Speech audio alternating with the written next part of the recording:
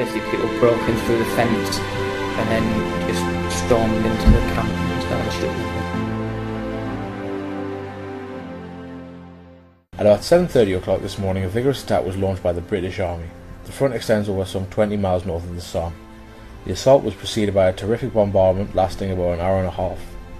It is too early to as yet give anything but the barest particulars, as the fighting is developing in intensity, but the British troops have already occupied the German front line.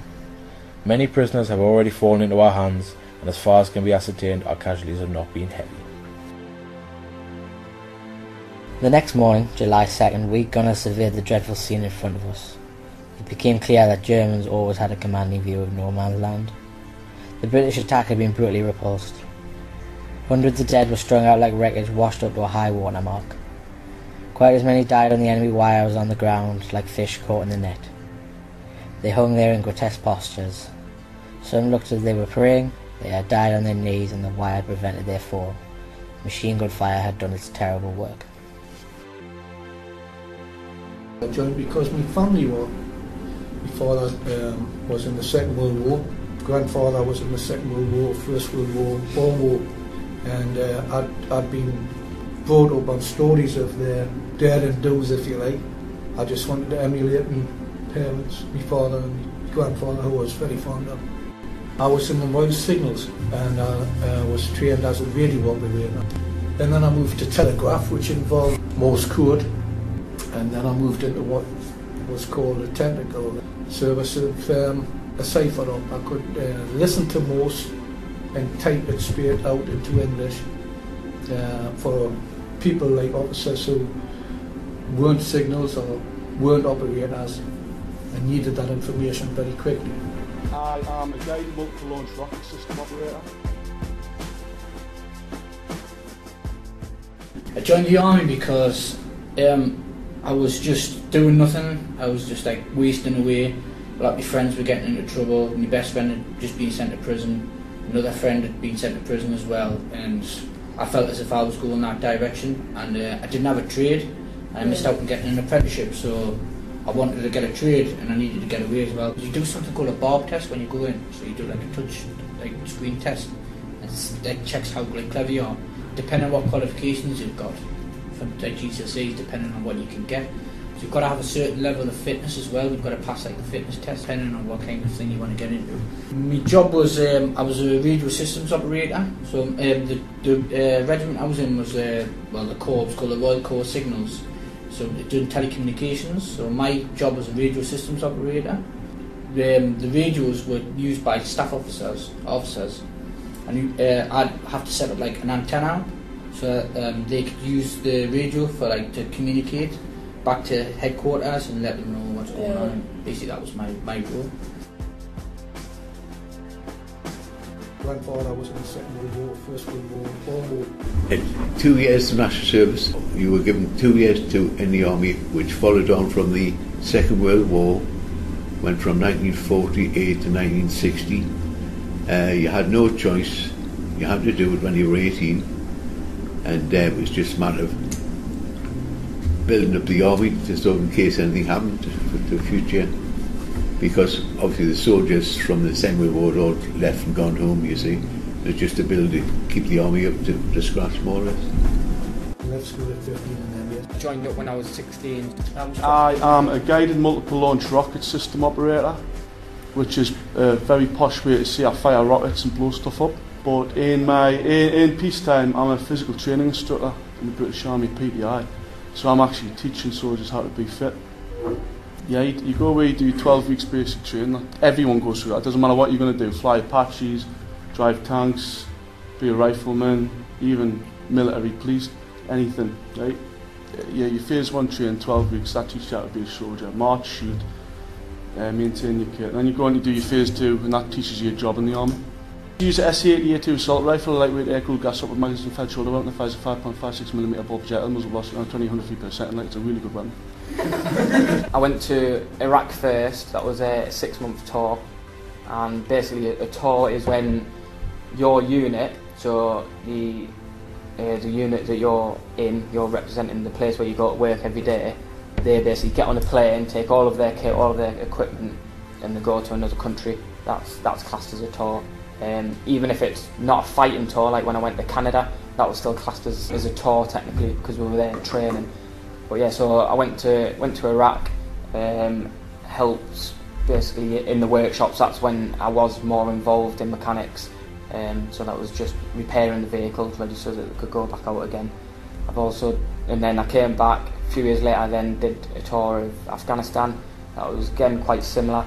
By then I'd been promoted to 1 level, so I had a little bit more responsibility. Got to go out on the ground, so to speak. So that means leaving the camp, going into the local villages, going on patrols and stuff like that.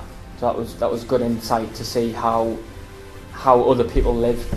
Sometimes you forget that not everyone in the world lives like we do. Not everyone has a nice school to come to, stuff like that. A home to go to.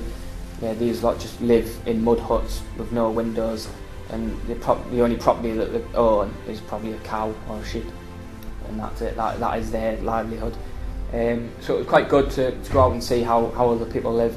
And then came back and then did a second tour of Iraq again. That was another 6-month tour. So in total I've spent a year and a half away from family and friends in other countries.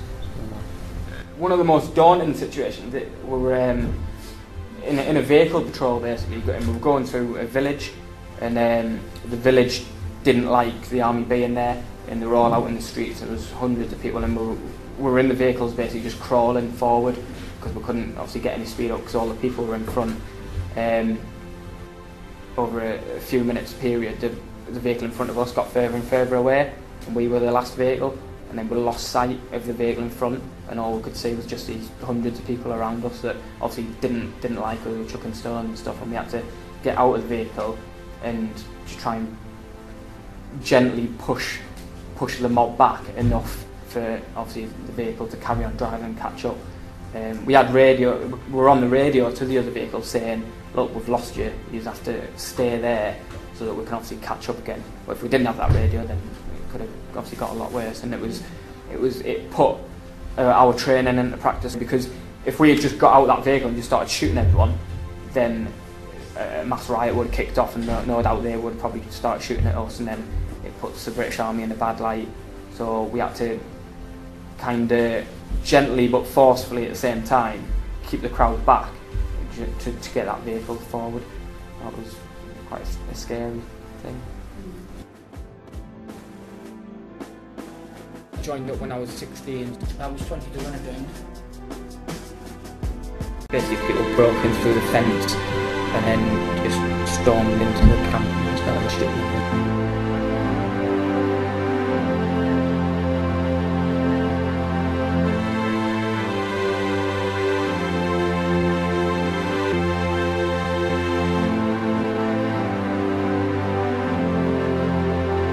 I am a guided multiple launch rocket system operator.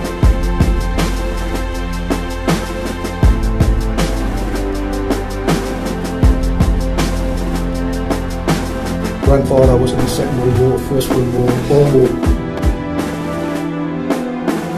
Left school at 13 and then yes. I joined up when I was 16. I was 22 when I joined.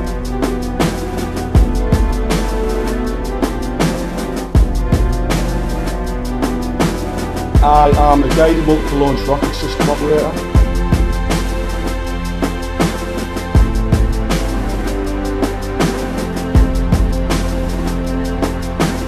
Initially I was a signalman, which is the worst part. I was a radio system operator. Grandfather was in the Second World War, left school at 13 and then yes. I joined up when I was 16. I was 22 when I joined.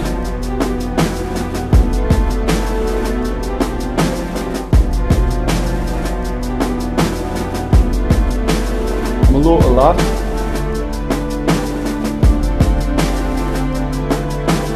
I'm a local lad.